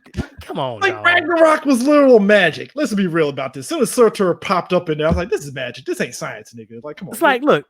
I was like, I don't understand. Like, what is with people with their need to like try to take the fantastical and just strip the fantastic out of it? Like, what is? That's why I'm hoping that like WandaVision look like it's going to go very fantastical, and it looks like Doctor Strange 2 is going to go fantastical. So I'm like, all right. Hope so. Fingers crossed. Fingers crossed. Fingers crossed on that. I'm not terribly. Titans is the only odd man out on this whole DC live action thing, because I was not huge on season 2. I will concur. And mostly my bugaboo is like, I get the theme again. Like I always say, I get the theme they were going for. It's just like I question the execution. I question because the whole thing of their times, these are hurt people doing hurt people shit, and I'm like, okay, that's cool. That's your take. I'll let you cook. I'll see what you go. I got a little Tom Kingish a little bit at times. I'm like a little bit like that whole fucking prison arc with Nightwing. I'm like, does it really have to go that way with it? Like, did you have to do that? I mean, just to build up to bam, he's in a Nightwing suit, yay! And I'm like, cool, I guess. I mean, sure. I'm hoping. It looks like next season they already said that we're getting Red Hood. I'm like, how? Why are we getting Red Hood so soon? I feel like they know that they don't have. They feel like I think they know they're on borrowed time, so they're just trying to do as much shit as possible. It's like, oh, we got a season 1. Oh, okay. Oh, we got season 2. Oh, okay. We got. Oh shit, we got season 3. Dude, they're throwing like as soon Put as everything in it. as soon as they said Red Hood, I was like, oh god, what I'm are we like, doing, guys? what triggered this transfer? Like, what triggered this transformation? He didn't even get killed by Joker, so what are we doing here? Like, how does he And I know they're gonna do Red Hood and Outlaws with him. I already know that's what they're going with them on that one. I already know that's what I mean, I actually kind of like that dude as Jason Todd. Like, it's a little annoying shit. I think he was a little shit. He was a little shit in the first season. I was loving it. I was like, yep, that's Jason Todd right there. I'm like, that's perfect casting right there, my dude.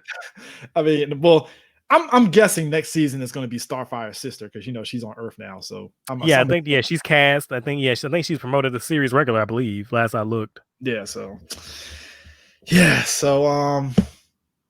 yeah, I think that's it. Unless did we miss anything? The 3 Jokers. Have you been reading that? I don't want to talk about that. I'm this about it. Just like, I mean, I'll say this. That book looks fantastic. That is one of the best looking books. Visually, it's great right now. Like, oh my god, the book is so good. It's just the writing. I'm just like, it's not bad. It's just, why does this exist? Like, what's the point? Like, and then the last issue, I don't think it's coming. It's the next one that's coming out. Like, I don't think you're gonna tie anything. I don't think it's gonna do anything spectacular within 3 issues. Like, I don't think you're gonna stick that landing. Like, I think your dismount wasn't proper. And then what really gets me is like, I think the best thing to come out of that whole thing was to think the first issue where it shows Batman taking his shirt off, taking his costume off, and like you see the flashbacks of all how he got all those different scars and shit. I'm like, that is one of the most keynote moments I've seen in a book in a long fucking time. Like how they do like the slow pan, and he does the flashbacks of how he got each and every one of his scars. Like that was an amazing moment, and that's about as high as that book ever got. Was that? And what really bothers me is that a lot of it is dealing again with trauma and how the Joker affected Batman, Red Hood, and Batgirl, and how they respond each to it differently. And again, I don't think it's doing them any services. So the whole plot of it is like we finally found that there were 3 Jokers, and there's the gangster, the comedian, and the clown. Gangster, comedian, clown. Is that right? Yeah, I think it's a clown. The gangster clown. Yeah, so there are the 3 of them, and they're trying to. They feel like they represent 3 different versions of the Joker we got in the movies. That's my takeaway from it. See, that's also I feel like that's what they're doing too. Like these are all major versions of the Joker, or they take elements of each major Joker, like the gangster. Yeah. And the second issue, when he's talking to Jason, he started laughing. He's like, "Let me let you know a secret. It hurts when I laugh." That's clearly the Alfred Fleck Joker from the Solo movie, and clearly the one who had the hallucination about the family. That's clearly the Killing Joke Joker. Yep. There are lots of Easter eggs and homages. Like a lot of that shit is like, fun to point out and pick out or whatever. Yeah. But like I said, like I don't think it's really addressing the ramification or really exploring the depth of what this can mean, because like it's kind of existing out in limbo. Like, is it canon or is it not canon? It could be. We don't know yet. Oh. And so like I think it doesn't have teeth. Like not to say again, like it's not bad. It's just, does this really need to exist? And one thing that really just kind of jumped out at me that made me like really twist my lips at is in the second issue where after Jason had killed the comedian, not the comedian, he killed the clown. And so the whole issue, Barbara, she's freaking out. She's like, Jason killed the man. He's, he was tied up. He's like, and like, you understand, like, yeah, he killed a dude that's kind of morally fucked up. But then at the same time, you're just like, but it's the fucking Joker. This is the dude that beat him to death. I'm like, I'm kind of on Jason. Like, look, I don't believe in killing unarmed people. Like, look, I'm not a violent person. I'm like, look, that shit is wrong. But at the same time, I'm just like, I kind of see where Jason's coming from. Like, I get him. I understand. Look, it's fucked up that he did it. But look, I understand why you had to. Like, you know what I mean? Like, I totally get that. That's what I meant to say. I actually read the Shazam solo run. This shit's good. Yeah. Question: are you fond of them making Black Adam not the enemy of the Shazam family? I'm fine with. Lost my head, please. Oh. I'm fine. I am fine with them making Black Adam a fucking how he is in like JSA as an anti-hero, Okay. where he's not necessarily a bad guy. Like, he's just like more of a vicious, like he does bad things, but with good intentions. Yeah. And he's just kind of lost his way. Like that's kind of my favorite Black Adam story, where like he's not necessarily, again, he's not a villain. It's just that he has some anger issues and he just does things the wrong. Like there's a really great arc in Jeff Johns' JSA, again, keeping it on point, in Jeff Johns' JSA, where he goes back to retake Kahndaq, and it asks like a lot of more questions, like, is he morally in the right? Is what he's doing just? Like, should he ever intervene when he intervened? And like, he'll side with the heroes when it benefits the will of his people. He'll side with the villains when it benefits the will of his people. That's the Black Adam that I like. Yeah, I think we saw that in my fear is that because The Rock is playing Black Adam now, is that Black Adam's going to turn into a hero, and they kind of foreshadowed that. I mean, yeah. No. I mean, yeah. Please don't. I mean, you know what? Somebody brought up a good point. They casted Aldous Hodge as a Hawkman, and I'm hoping it's Angry Cop Carter Hall from like New 52. I hope so. I hope it's Qatar. I really do. Qatar. Because I don't know if you can necessarily go with the Egyptian, I am the reincarnation of Hawkman. Because I think if you go the cop route, it opens it up for the Thanagarians and all that side of the world easily. You know, if you do. I hope so. Which, by the way, if you haven't read Robert Vetti's Hawkman book, you should read that as well. Like, I'm waiting for the trade. It's so fucking good, man. Like, it's so good. Yeah, but hold on, to go back to the Three Jokers, I kind of lost my point. Sorry, my bad. my fault. So, what I don't like is how they're doing like a lot of real odd, questionable character choices. Like at the end of the issue 2, where they had, you know, Barbara and Jason kind of make out, where after she just spit half the issues just saying Jason should go to jail for killing the Joker. Which, by the way that Bruce responded, like, he was really very fucking reasonable about it. Like, wasn't that kind of odd? Like, he was just like, Bruce, he killed the Joker. And he was like, yeah, what are you gonna do? It was like, it is what it is. It was so like, it is what it is. Like, Bruce was like, it is what it is. It was like, I'm like, I was kind of shocked because I'm like, that's real mature, Bruce. Because usually Bruce would be like, you son of a bitch, like, we don't do that, Jason. But he was like, look, he had trauma. I couldn't help him. I wish I could. Sometimes dog. Sometimes you gotta do what you gotta do. And it's like, but you should talk to him. You should talk to him, Bruce. And he's like, well, Barbara, I thought he was as strong as you were. My bad. and so anyway, so Barbara and Jason make out, and like, maybe I'm alone on this, but like, for whatever reason, like, it really bothers me when they try to pair Barbara with like any of the Robins. Like, I'm fine with Barbara dating anybody else. I'm fine with the Robins date. Like, I prefer Dick with Starfire like way more. But like, for some reason, it's like they had their tryst at one point, so it makes sense Barbara and Dick pairing off at times. Yeah, that kind of makes sense. Even though to me, this is totally me, and I understand that.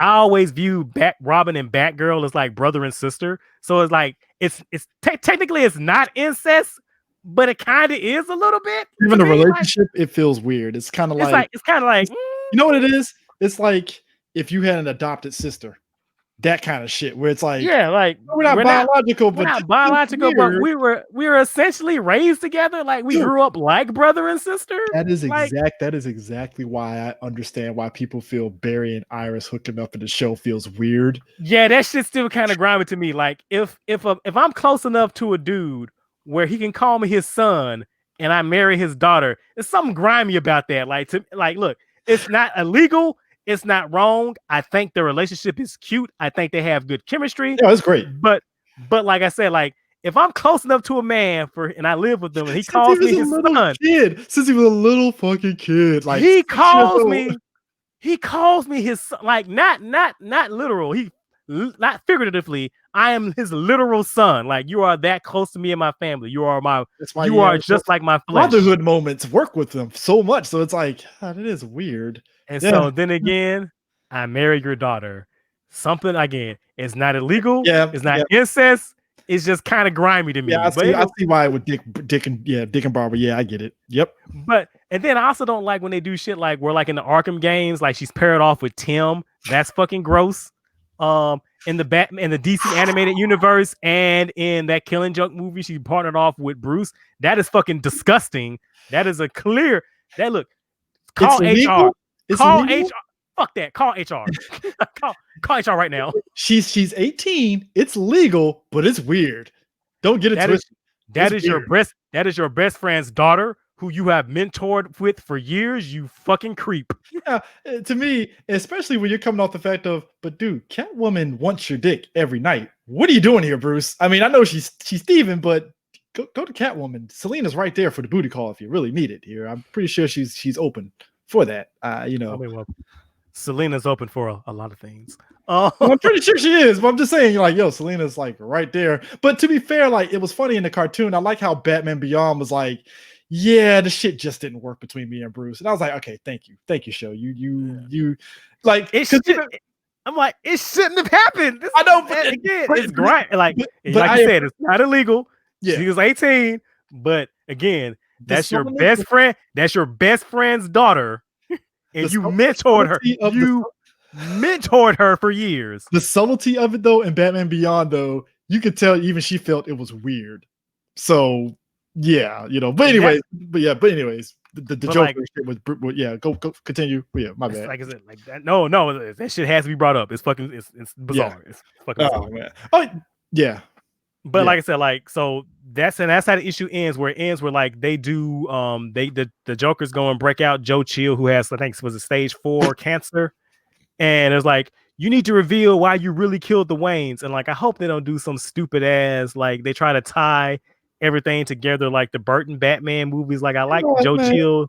I like Joe Chill being just a random criminal. Like I don't Joe Chill just being a dude that caught the Wayne family slipping works so much better than just trying to give him a reason.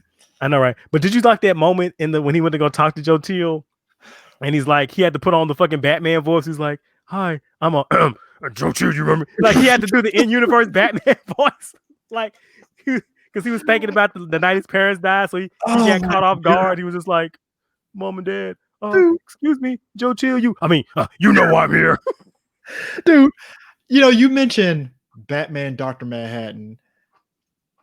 It just brought me back to fucking Darkseid Wars when he was Batman Metatron, and I like Batman Metatron. You know, I know they used him in that animated movie that came out. Damn, that came out this year, didn't it? Oh, Apocalypse War. Yeah, damn. Oh, man. See, 2020, dog. Damn. Dude, that came out this year too. Shit. They used them. Dude, I was losing my mind when I saw Batman pop up in the Metatron chair in that movie. I was like, oh shit. Okay, that's great. You know, but that's the version of Batman I like when he was in the Metatron chair and he saw everything. He's like, I know who the Joker is. There's more than one Joker, and I was like, oh boy. Oh shit. And then then they proceed to do nothing with it until this fucking nebulous event where we're like, is it in continuity? Well, you the fans will decide. I'm like, what the fuck? What did you just Superboy Prime is back, you know. Look, hold on. First of all, that whole fucking fight with him and Black Adam. First of all, shout out to that fucking Goku Frieza moment where they had to team up to take him out. Bro, I was like, well, that's what okay, all right. I'm with it. I was like, I mean, but at the same time, I was like, come on, Superboy Prime's back. You already know the jig. You already know what the deal is. I was about to say, first of all, that shit shouldn't have worked because like Superboy Prime be taking the fuck out of magic. Like, come on, dog. Well, you remember the logic is, well, he's susceptible to magic. I'm like, since when? Not Superboy Prime. Because he been taking. Because I was like, but not when they said that shit, I was like, wait a minute. I was like, hold on. I was like, yo, you know what I did? I literally had to look at the front and cover the book like, oh, Shazam. Sure this is a DC book? Like, all right. Well, I had to make sure because I couldn't question it because, you know, Jeff Johns, he loves Superboy Prime. So I was just like, okay, Jeff, I'll let you cook. But I mean, a lot of writers do that. They'll take somebody they didn't love and they'll bend the rules for them. And I'm like, come on, man. Because I you know what? I think that's what it was. Because Jeff Johns, he loves Superboy Prime and he loves Shazam. And it was like, this is Shazam's books, though. So he has to win. It's okay. Like, let me go on ahead and just do that Kingdom Come moment. Shazam! And all right, cool. We're good. We're golden. Yeah. Oh, look.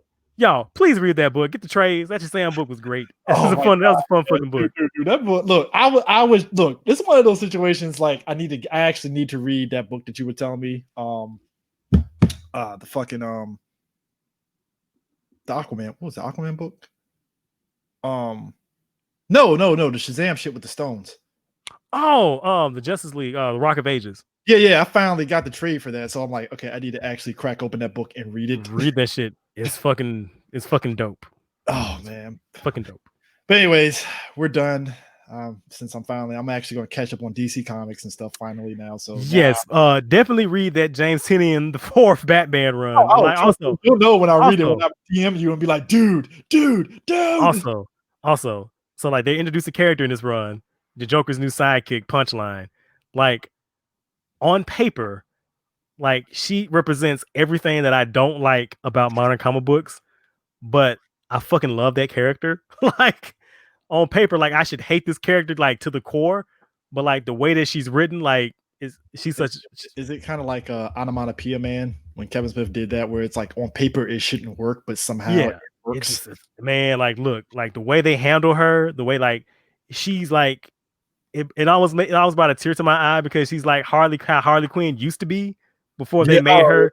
Yeah, before they made her supervillain Karen. So like, that you need to trademark that shit, supervillain Karen. Because that's what she's been acting like. She's been a fucking busybody for the past like 8 years. I was like, I'm my fucking business, Karen. How about you get the hell out of here? I'm like, what the fuck? I am not gonna be morally lectured to by fucking Harley Quinn. I refuse. I'm like, bitch, didn't you kill children? If you don't get the hell out of my face, just kick her off the screen like, ah. But I say, what the fucking Apollo get that big ass cane and just pull her off the damn stairs? Like, if you don't